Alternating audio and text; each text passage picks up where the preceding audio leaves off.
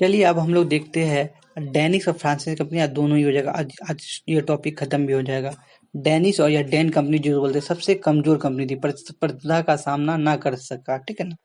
देखिए इसका पहला जो फैक्ट्री था, याद रखिएगा, फर्स्ट फैक्ट्री था ट्रैंको बार में, याद रखिएगा ट्रैंको बार, तमिलनाडु, जो 1620 में स्थापित किया। सबका याद रखिए प्रथम फैक्ट्री कहाँ हुआ, और ज्यादा आप लोग याद कर सकते हैं, दूसरा फैक्ट्री भी याद कर लीजिएगा, ठीक है ना।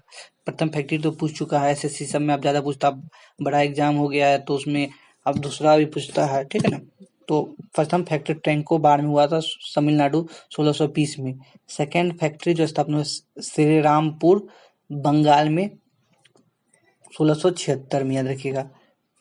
याद देखिए प्लायन 1845 से 53 में अपना सारा व्यापार, देखिए 1845 से 53 में अपना सारा व्यापारिक ब्रिटिश को बेच दिया, और 1668 में ना, बहुत 1668 में अंडमान निकोबार को बेच कर वो चले गए, साफ है बोला मुझे भारत की तरफ देखना ही नहीं है, मैं प्रतिस्पर्धा ही नहीं कर। छोटी कंपनी थी इसलिए हट गई। अब तुरंत आप देखिए हटी। अब जैसे ये आया कंपनी, फ्रांसीसी कंपनी की स्थापना हुई। सबसे जो प्रथम नंबर पे अगर आप दीजिएगा अंग्रेज को, दूसरा नंबर पे फ्रांसीसी को, देखिए सबसे अंत में आया लेकिन अपना प्रभाव बहुत लंबा तक छोड़े, ठीक है ना।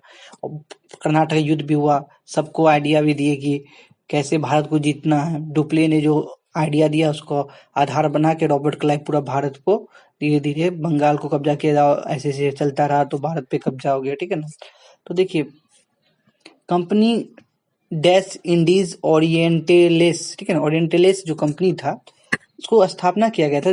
उस स्थापना में लुइस 14वें के समय उनका मंत्री का नाम था कॉल बट, ठीक है ना, कॉल बट थे, द्वारा स्थापना किया। कितना वर्ष के लिए, याद रखिए इसमें 50 वर्ष के लिए स्थापना किया गया था। ब्रिटिश कंपनी 15 वर्ष के लिए, डच कंपनी 21 वर्ष के लिए, सब ये सब याद रखिएगा। प्रकृति का इस कंपनी पर सरकार का अत्यधिक नियंत्रण था, ठीक है ना। वित्तीय समाधान की कमी थी, पूर्णतः सरकार पर निर्भर थी। ये भी कंपनी सरकार निर्भर थी, लेकिन ब्रिटिश कंपनी प्राइवेट कंपनी थी, ज्वाइंट स्टॉक कंपनी थी। जो प्रथम नागरिक था जो भारत आया उसका नाम था फ्रैंकोइस कैरो, ठीक है ना। फ्रैंकोइस कैरो 1667 में आया, लेकिन कंपनी की स्थापना कब हुआ है, 1664 में हुआ स्थापना, याद रखिएगा आप लोग, ठीक है। मैं तो इसको शुरुआत में ही बता चुका हूँ, आप लोग तब भी इसको ध्यान रखिएगा। यहाँ देखिए प्रथम कारखाना जो है ना अंग्रेज की तरह ये भी सूरत में लगा है। देखिए अंग्रेज का तो पहले मछलीपट्टनम में था, लेकिन वो अस्थायी कारखाना था। ये अस्थायी कारखाना है जो सूरत में लगा 1668 ईस्वी में।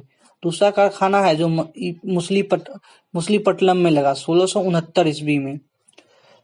सैन थोमे का युद्ध हुआ था। सैन थोमे का युद्ध बहुत इंपॉर्टेंट है। सैन थोमे का युद्ध 1672 ईस्वी में। 1672 एडमिरल डी ला हे जो फ्रांसीसी थे ने गोलकुंडा के सुल्तान को पराजित किया।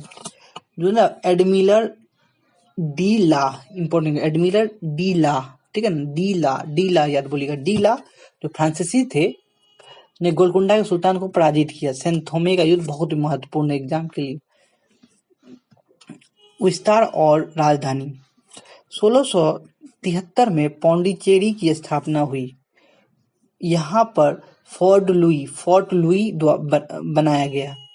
चंद्रनगर जो बंगाल में है, चंद्रनगर में भी नियंत्रण स्थापित किया गया। सबसे शक्तिशाली गवर्नर था डुप्ले, ठीक है ना। ब्रिटिश के साथ कर्नाटक संघर्ष हुआ, उसने बहुत बड़ी उपलब्धि हासिल की, ठीक है ना। जो यहाँ पे जो पौंडीचेरी में स्थापना किया फ्रैंकोइस मार्टिन द्वारा किया गया, तो याद रखिएगा। और यहाँ पे देखिए वांडीवास का युद्ध हुआ। इससे आपको बताना 1759 में कौन सा युद्ध हुआ डच के साथ, ये आपको बताना नीचे कमेंट में, जब तक आप कमेंट में जल्दी बताइएगा। देखिए वांडीवास का युद्ध जो हुआ 1760 में हुआ, जब ब्रिटिश अधिकारी आयरकुट था और इधर था काउंट डी लाली पराजित हो गया। इधर ये पराजित हो गया और ये जीत गया।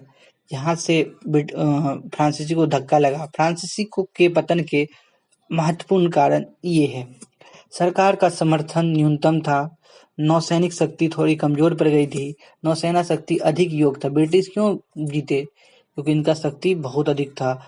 इनके प्रथम पंक्ति में एक डुप्ले के अलावा और अयोग आपको नहीं दिखेगा, ठीक है ना। देखो डुप्ले ही आपको योग दिखेंगे, उसके पीछे कतार में कोई एक होना चाहिए कि सेना को सपोर्ट करने वाला, ऐसा कोई मिला नहीं, ये भी पता नहीं कारण था। लेकिन क्लाइव, वैन हेस्टिंग जैसे गवर्नर अधिक सक्षम थे, लेकिन इनकी जड़ें बहुत मजबूत थी। मतलब इसके पीछे भी आपको देखिएगा, जैसे जैसे आपके यहाँ कमजोर पड़ रहा था कर्नाटक, मतलब कोई भी युद्ध में कमजोर पड़ रहा था, तो वहां पे क्या होता तुरंत आ जाता था।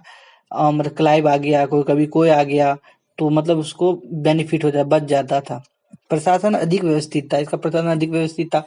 और ये ज्वाइंट स्टॉक कंपनी थी, ज्वाइंट स्टॉक कंपनी हुई कि प्राइवेट कंपनी थी, जिसके कारण इनको बहुत शक्ति मिला। देखिए ब्रिटिश उत्थान के क्या क्या कारण थे।